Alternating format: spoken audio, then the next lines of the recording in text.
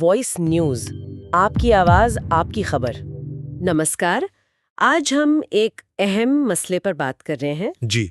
उत्तर प्रदेश के फतेहपुर जिले के अबू नगर में हाल में जो कुछ हुआ है उस पर थोड़ी गहराई से चर्चा करेंगे। बिल्कुल। हमारे पास एक समाचार रिपोर्ट है जो वहाँ एक पुराने मकबरे को लेके हुए विवाद और उसके बाद जो तनाव फैला उसके बारे में बता रही है। जी हाँ। तो आज का मकसद है 11 अगस्त को असल में हुआ क्या था उसे समझना, अलग अलग पक्षों के दावे क्या हैं और खास तौर पर वहाँ के लोग और प्रशासन की भूमिका पर उनकी क्या प्रतिक्रिया है। सही बात है। चलिए देखते हैं इस रिपोर्ट में क्या खास बातें सामने आती हैं। बिल्कुल। तो देखिए, रिपोर्ट के मुताबिक 11 अगस्त को हुआ ये कि हिंदू संगठनों से जुड़े कुछ लोग अबू नगर में बने एक मकबरे में दाखिल हो गए। अच्छा। उनका कहना था कि ये असल में एक प्राचीन शिव कृष्ण मंदिर है। मंदिर उस जगह को? जी, उनका यही दावा था और वहां उन्होंने पूजा पाठ किया। रिपोर्ट में ये भी लिखा है कि कुछ तोड़फोड़ भी हुई। ओहो, अच्छा। तो ये अचानक से हो गया या इसकी कोई कोई बैकग्राउंड था पहले से? यहीं पर बात थोड़ी, आप कह सकते हैं, पेचीदा हो जाती है। रिपोर्ट बताती है कि ये एकदम अचानक नहीं हुआ। अच्छा। जिन हिंदू संगठनों ने ये किया, जिनका नेतृत्व रिपोर्ट के अनुसार मुखलाल पाल कर रहे थे, उन्होंने प्रशासन को यानी डिस्ट्रिक्ट मजिस्ट्रेट डीएम और एसपी को कुछ दिन पहले ही बता दिया था। क्या बता दिया था? कि वो 11 अगस्त को वहां पूजा करने वाले हैं। अरे, प्रशासन को पहले से जानकारी थी। ये तो काफी अहम बात है। जी बिल्कुल।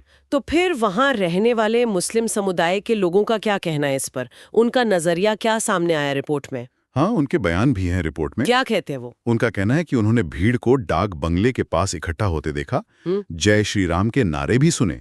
उन्हें उम्मीद थी कि भाई पुलिस मौके पर है तो वो भीड़ को रोकेगी। हाँ, जाहिर है। लेकिन उनका आरोप है कि ऐसा हुआ नहीं।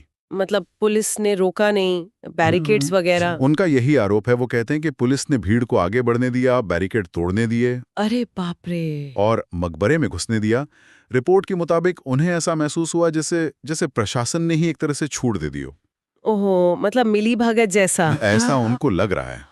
कम से कम उन्हें ऐसा महसूस हुआ, रिपोर्ट यही बताती है। उनका ये भी कहना है कि जब प्रशासन को पहले से पता था तो फिर पुख्ता इंतजाम क्यों नहीं किए गए, ये सवाल वो उठा रहे हैं। वाजिब सवाल है। और उस जगह की पहचान को लेकर भी तो अलग अलग दावे हैं। ये क्या मामला है? बिल्कुल, यही तो विवाद का आप कह सकते हैं केंद्र है।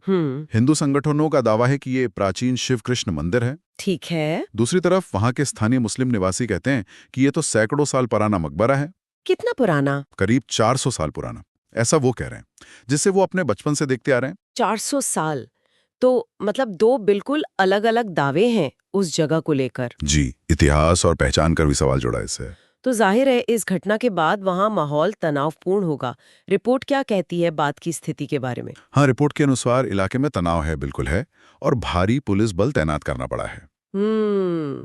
मुस्लिम समुदाय में गुस्सा है, खासकर प्रशासन के रवैये को लेकर वो काफी निराश है। निराशा तो होगी अगर उनको ऐसा लगा कि। जी।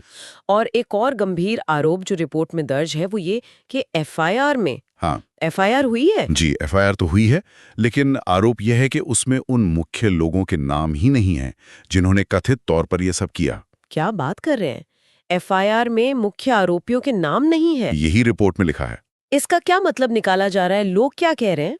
देखिए, रिपोर्ट के मुताबिक कुछ लोगों को लगता है कि ये महज कोई चूक नहीं है। उन्हें ऐसा लग रहा है कि ये सब शायद, रिपोर्ट के शब्दों में कहें तो, शासन प्रशासन की इच्छा पर हुआ है।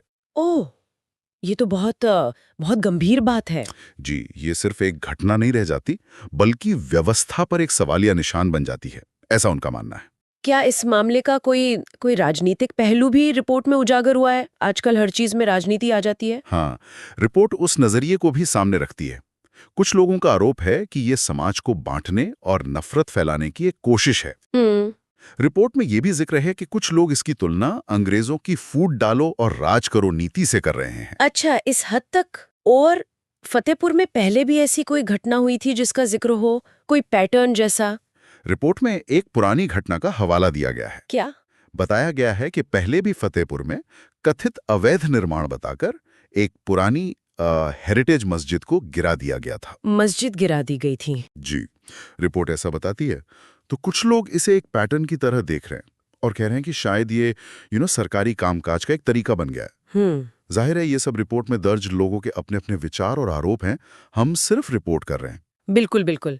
तो कुल मिलाकर तस्वीर ये बनती है कि एक ऐतिहासिक स्थल है जी। जिस पर दो समुदायों के विपरीत दावे हैं, फिर बलपूर्वक प्रवेश और तोड़फोड़ की घटना होती है। और सबसे ज्यादा चिंताजनक बात यह है कि स्थानीय प्रशासन की भूमिका पर गंभीर सवाल उठ रहे हैं। तनाव अभी भी बना हुआ है। बिल्कुल।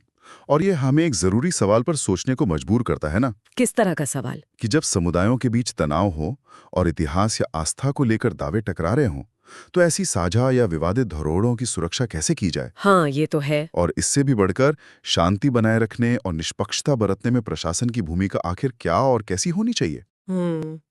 ये वाकई सोचने वाली बात है, प्रशासन की भूमिका और निष्पक्षता। जी, ये सवाल जरूर